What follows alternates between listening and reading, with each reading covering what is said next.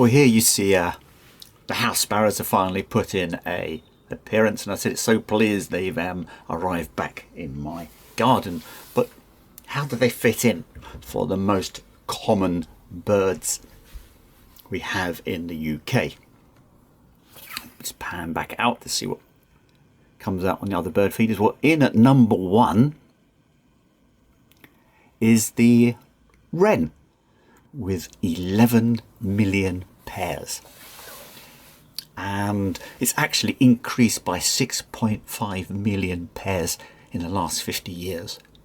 It hops around on the ground, and that's despite all those domestic cats. It's what we call a green list species. I mentioned amber and red list species earlier, and the green list species, basically they're either stable or actually increasing. In at number 2, and I'm waiting to see if one will put in appearance, they've been fairly elusive at the moment, are the robins. The robins in at number 2 at 7.3 million pairs. Then in at number 3, and you've just seen them, is the house sparrow. They've actually dropped number 3, and they are in at 5.3 million pairs. Interesting, here we've got a dunnock, a house sparrow, and a blackbird. Now I said the house sparrow is in number 3 in terms of number of breeding birds, but in at number 4, we saw some earlier, is the wood pigeon.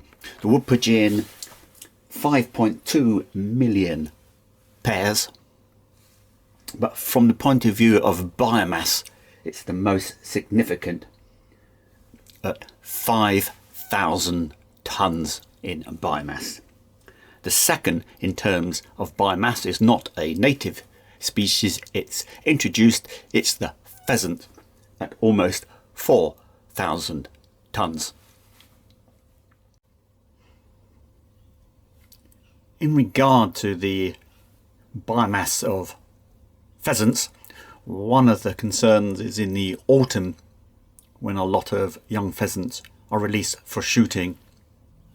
The huge numbers out in the farmland and in woodlands has a devastating effect on biodiversity, particularly the woodland flora. So the RSPB are particularly concerned about the biomass of pheasants, which is not a native species. And by the way, if you ignore the wood pigeon, which has increased in numbers with intensive farming, and the pheasants because of shooting, the third species in terms of biomass is the gannet at 1,810 tons. But coming back to the most common birds by number of breeding birds, after the wood pigeon at number 4, in at equal at number 5, and it's very relevant because it's both have about 5 million breeding pairs, is the blackbird. We saw some earlier on, and the chaffinch. I haven't seen so many chaffinches in my garden, and there is the concern that they are also being affected by the disease from bird feeders. Then after the blackbird and the chaffinch, it's the blue tit. We've seen 1 or 2 coming in at 3.4 million pairs. Then the dunnock, which we saw earlier as well, at 2.5 million pairs. And then what we've actually got on the bird table there at the moment is the great tit at 2.4 million pairs. And of course, with the great tit and the blue tit, is they don't go down onto the ground, they can hop back into the vegetation, so they aren't so prone to predation from cats. Of course, they still got to need that cover. That great tits just dive back into the privet hedge. There's other things like there's crows, etc. And you've got to remember and before we really persecuted them, the stoat is far more of a formidable predator than any cat, and where stoats have been introduced to places like New Zealand, they've had a devastating effect. But what's incredible, in Britain, a lot of our native species are actually adapted to these formidable predators like the stoat. Not only do they survive being predated, obviously a lot of young are taken, but they're able to breed and actually maintain their population. And for some examples I've been given of green list species, they've actually increased, and great tits and blue tits have increased. Now, one of the things I now want to talk about, also about 20 years ago, I was involved in a survey of London parks. They were concerned about the decrease in house sparrows. They didn't know exactly what was going on. Now, the distribution of house sparrows is patchy in the parks in London, and I talk more about house sparrows when I talk about pesticides and herbicides. But what's interesting with this park survey, there are a number of very common birds which are found in parks, often hopping around on the ground. They were the wren, the robin, the wood pigeon, the blackbird, and what we've also been seeing in my garden earlier, the dunnock. So hopping around despite all those domestic cats. What would happen as you got a more ornamental park, particularly as you started to head into London, but sometimes further out, if you had an ornamental park with no background cover, basically you would not get the dunnocks or the wrens. So what I would say, if you do have a garden, remember that ground cover. And for my garden, I do like at the back here, I've got my pond also planted up with a lot of wild flowers around the edges. These sort of wilder areas really helps species like the dunnock and the wren, and they should do okay even if you have cats visiting your garden. What is also interesting, as you head right into London, you end up with 3 species which you still tend to see: the blackbird, the wood pigeon and the robin. Now, I was hoping for one of the robins to put another appearance in, because next I want to talk about a bit more about how special our robin is.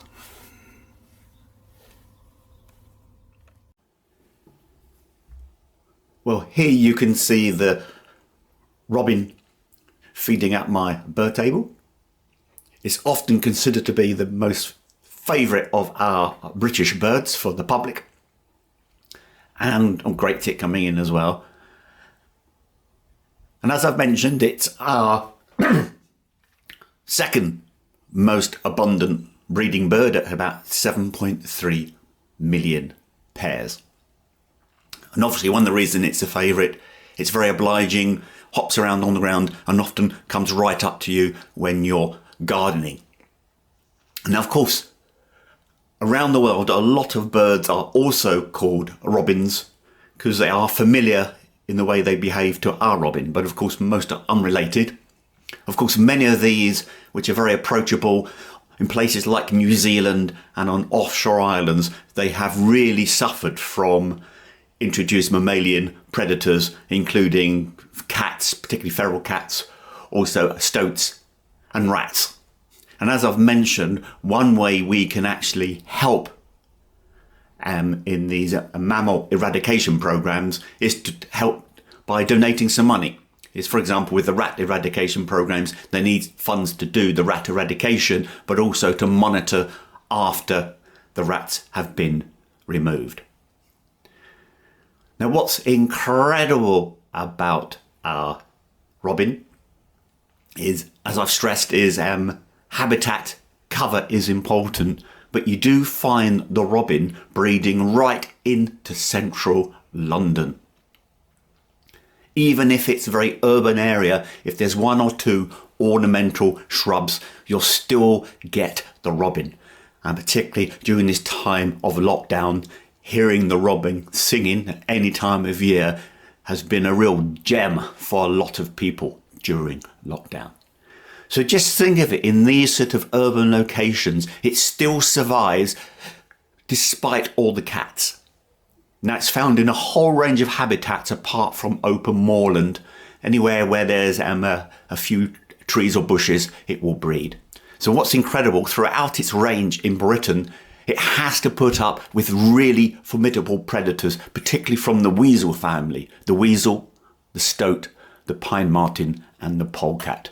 And despite all these predators, not only does the adult bird survive, but it's able to raise a brood. So isn't that incredible?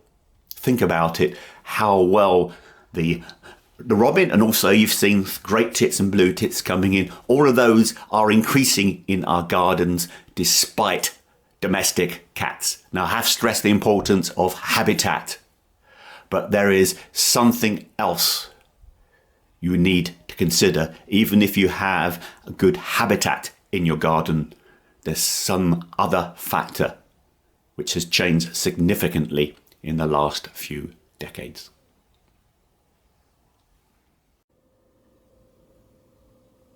It's really good to see here. I've got the song thrush. This song thrush sings along the railway embankment, and it's always good to see the song thrush in my garden. It's actually song thrushes is a red data species. They have decreased quite significantly. They've slightly recovered. They're doing okay on commons and in woodlands, but they really suffered in gardens. My argument is they often like to feed on slugs and snails, is they've really suffered with a lot of people's dependency on slug pellets.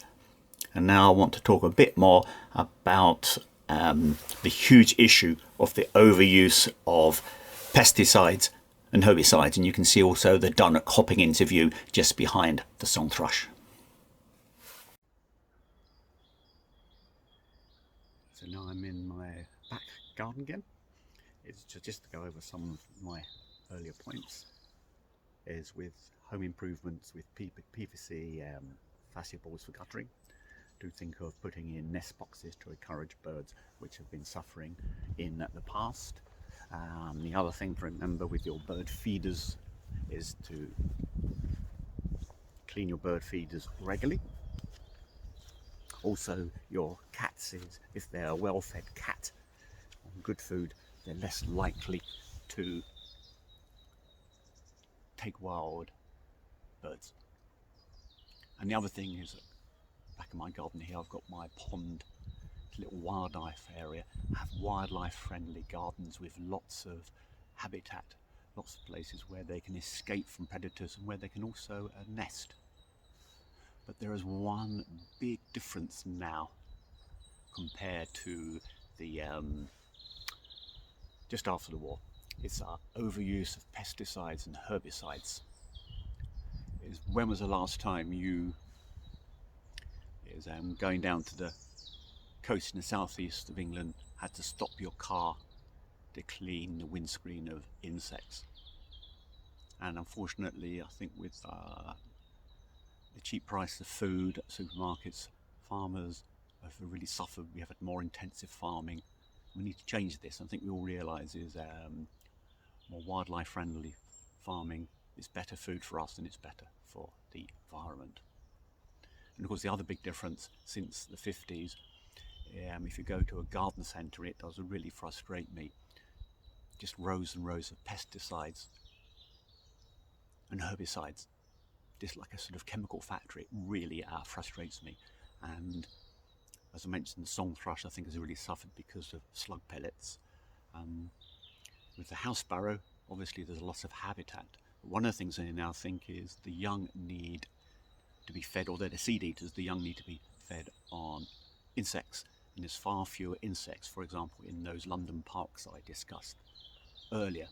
And probably more than that, they think house sparrows may have also suffered from avian flu, perhaps because of all these chemicals in the environment. Their immune system has dropped, and so they're more prone to these diseases in that way. Again, it's no different of our concerns with toxins in the environment for our own health.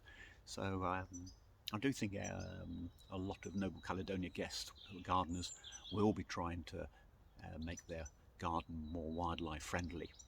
But I do think the garden centres and the garden programmes need to do a lot more to point us in the right direction, to have wildlife friendly gardens whilst looking after your prized flowers and your prized vegetables in your vegetable patch. So I hope you've enjoyed my talk about garden birds and about predation by cats. And you can hear various, you can hear a robin, as earlier on I heard great tit and blue tit. And what I will do in my next, is the robin singing again, what I'll talk about in my next travel post is how to identify the songs of British birds. Thank you.